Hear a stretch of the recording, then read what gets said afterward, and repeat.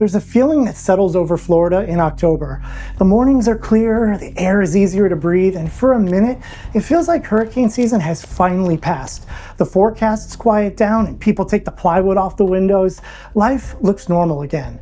We think we've made it through. That feeling, relief, is the most dangerous part of the year. The threat doesn't disappear, it moves closer. It stops coming from across the ocean and starts forming in our backyard.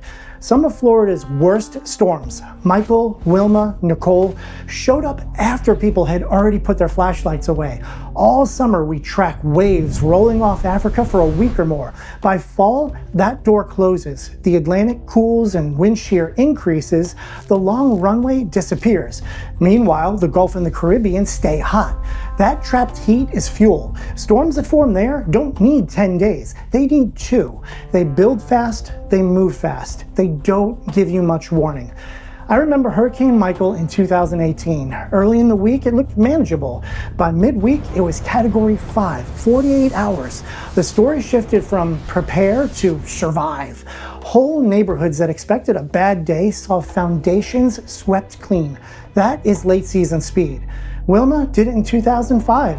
It reached record intensity in the Caribbean, then hit Naples as a major hurricane and crossed the peninsula in hours. It didn't have time to die down.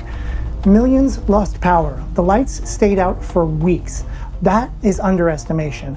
Nicole in 2022 was only a Category 1 on paper, but it struck a coast already weakened by Ian 6 weeks earlier.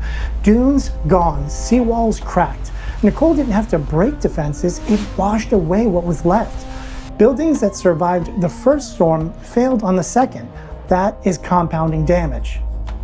And now, as I record this on October 28th, 2025, Melissa is proving the pattern again. A late October Caribbean-born storm, Category 5, reported winds near 175 miles an hour, central pressure near 903 millibars.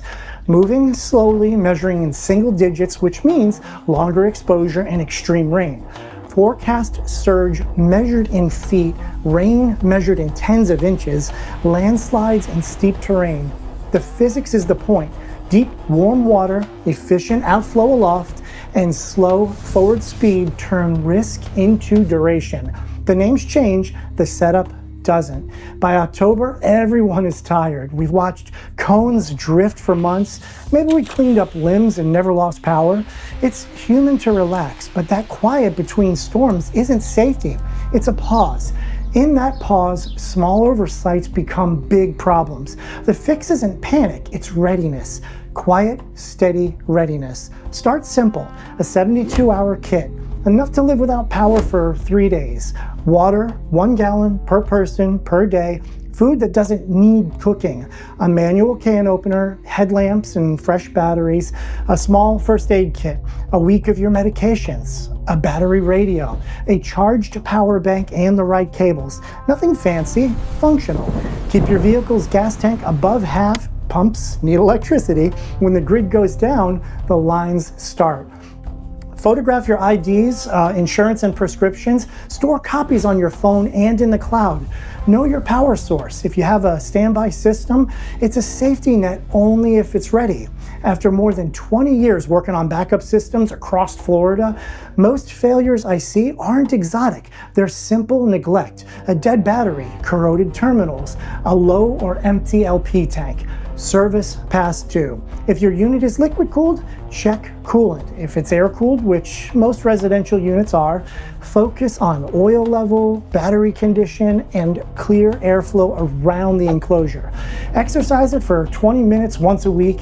Listen for changes, vibration, sputter, hesitation. Find problems before they find you. If you have a diesel unit, fuel age matters. Varnished or contaminated fuel will stop you cold. On propane and natural gas, supply and maintenance are the usual failure points. You don't need to be a mechanic, you need rhythm. Small, repeatable checks that keep backup power from becoming another surprise. Being ready isn't about being fearless, it's about being practical. When the power cuts out, panic helps no one. If you've done the small things ahead of time, checked your system, stocked your basics, you don't freeze, you act. That's the point. Readiness isn't luck, it's maintenance. Late season hurricanes form closer, move faster, and find us when we're tired. Before you click away, ask yourself one question. If a storm formed tonight, what's the one thing you wish you'd have done? Do that now. Till we meet again, stay ready, keep calm, and we'll keep you powered no matter what. I'll see you in the next one.